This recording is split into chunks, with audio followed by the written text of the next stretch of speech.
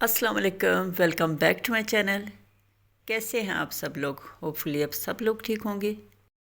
کافی time کے بعد video upload کر رہی ہوں، کچھ پرابلمس تھی جس کی وجہ سے ویڈیو اپلوڈ نہیں کر پا رہی تھی، لیکن انشاءاللہ اب میں ریگولر ہوں گی اور آپ لوگ کے لیے ویک میں ایک ویڈیو تو ضرور ہی لے کے آؤں گی انشاءاللہ۔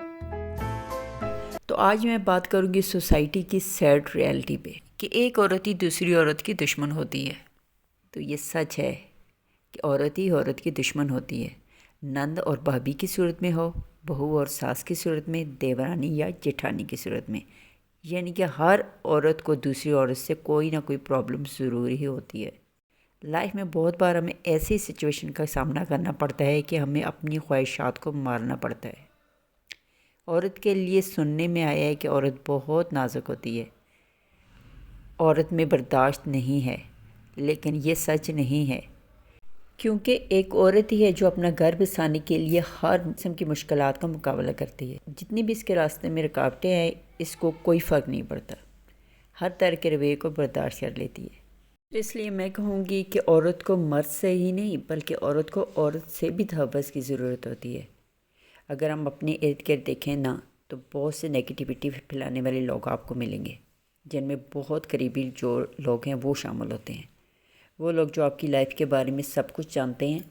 اور پھر سب سے پہلے میں بات کروں گی، جب کسی لڑکی کی شادی ہوتی ہے نا تو سب سے پہلے اس سے اور اس کی ساس نندوں سے یہ سوال کیا جاتا ہے کہ لڑکی نے کنسیو کیا، اگر نہیں تو مفت کے مشورے ملنے شروع ہو جاتے ہیں۔ اور پھر اکثر ساسیں ایسی بھی ہوتی ہیں جو بہو کا جینا دوبر کر دیتی ہیں، اس کی زندگی میں اتنی مشکلات بھر دیتی ہیں کہ وہ جیتے جی مر جاتی ہے۔ یہاں پہ چنگاری دکھانے والی کون تھی؟ وہ عورت تھی، نہ کہ ایک مرد تھا۔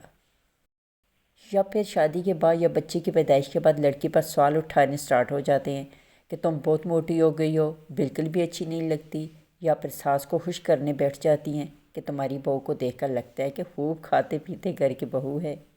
تو میرے پڑوس میں ایک لڑکی رہتی تھی، جب اس کی شادی ہوئی نا تو وہ بہت سمارٹ سی تھی اور پھر شادی کے بعد موٹی ہو گئی، جیسا کہ اکثر لڑکیاں ہو جاتی ہیں۔ تو اس کی ساس نے تانے دینے شروع کر دیے کہ گھر پر کھانے کو نہیں ملتا تھا، سارا دن کام کرتی تھی، یہاں آرام ہے، خوب کھاتی ہوئی، اس لیے گوشت چڑھ گیا ہے۔ اب وہ لڑکی بیچاری، اس کا تو جینا دوبر ہو گیا۔ لیکن سچ تو یہ ہے کہ شادی سے پہلے لڑکیاں اپنا خیال رکھ رہی ہوتی ہیں، اور شادی کے بعد وہ اپنا نہیں بلکہ اپنے شوہر، اپنے بچوں اور سب سے زیادہ اپنے ان لاز کا خیال رکھ رہی ہوتی ہیں۔ ان کا خیال رکھ رہی ہوتی ہے جن کو وہ کبھی خوش نہیں کر سکتی۔ ساس یہ نہیں دیکھے گی کہ اس کی اپنی بھی ایک زندگی ہے، بچے ہیں، اپنے بچوں سے زیادہ ساس کے بچوں کا خیال رکھ رہی ہوگی۔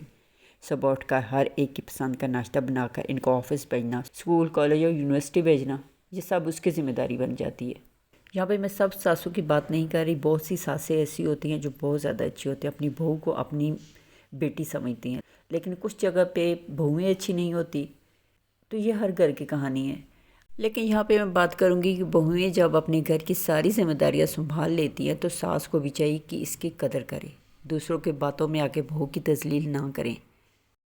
ہر لڑکی کی خواہش ہوتی ہے کہ شادی کے بعد وہ الگ سے رہے، ساس سسر دیور جٹھانی کوئی بھی اس کے ساتھ نہ رہے، کیونکہ جوائنٹ فیملی میں رہنا بہت زیادہ مشکل کام ہے۔ جوائنٹ فیملی میں رہنے کے لیے آپ کو سمجھدار ہونا پڑے گا اور بہت زیادہ چالاک ہونا پڑے گا۔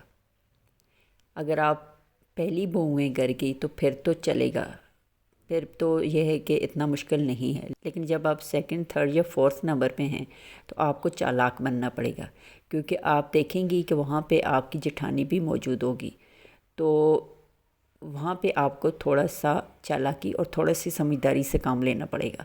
تو میں بھی جوائنٹ فیملی میں رہی ہوں اور میں نے وہ غلطیاں کی ہیں جو کہ میں چاہتی ہوں کہ آپ لوگ نہ کریں۔ تو نیکسٹ ویڈیو میں بناؤں گی جس میں جوائنٹ فیملی کے بارے میں آپ لوگوں کو بتاؤں گی کہ وہ غلطیاں جو میں نے کی ہیں وہ آپ لوگ نہ کریں، تاکہ یہ نہ ہو کہ پھر بعد میں آپ کو پچھتانا پڑے میری طرح۔ جوائنٹ فیملی میں رہنے کے نقصان کی جہاں تک بات کی جائے نا تو وہاں پہ آپ کو بہت زیادہ فائدے بھی ملتے ہیں۔ نقصان کیوں ہوتا ہے؟ ہماری اپنی وجہ سے۔ اگر ہم تھوڑی سی ہوشیاری، تھوڑی سی چالاکی اور تھوڑی سی سمجھداری کے ساتھ کام لیں گے نا، وہاں پہ آپ کو بہت زیادہ فائدہ بھی ملے گا، اور فائدہ آپ کو فری میں ملتا ہے۔ وہاں پہ آپ کو کسی چالاکی، کسی ہوشیاری کی ضرورت نہیں پڑے گی، لیکن اگر تھوڑی سی چالاکی ہوشیاری آپ کر لیتے ہیں نا تو آپ کو جوائنٹ فیملی میں کوئی نقصان نہیں ہوگا، بلکہ فائدے ہی فائدے ہیں۔ تو نیکسٹ ویڈیو بناؤں گی جس میں اپنی جو ایکسپیرینس ہے وہ بھی آپ لوگوں کے ساتھ شیئر کروں گی، اور ساتھ میں جوائنٹ فیملی کی نقصان اور جوائنٹ فیملی فائدے کی بات بھی کروں گی۔ اوکے جی، اگر آج کی ویڈیو آپ لوگوں کو پسند آ جاتی ہے تو do like, share and subscribe, اور کمنٹ میں مجھے بتائیے گا کہ نیکسٹ ویڈیو میں کس ٹاپک پہ بناؤں۔ اوکے جی، مجھے دیں اجازت، اپنا اور اپنی فیملی کا رکھیں بہت سارا خیال، اور مجھے رکھیں اپنی دعاؤں میں یاد۔ اوکے، اللہ حافظ۔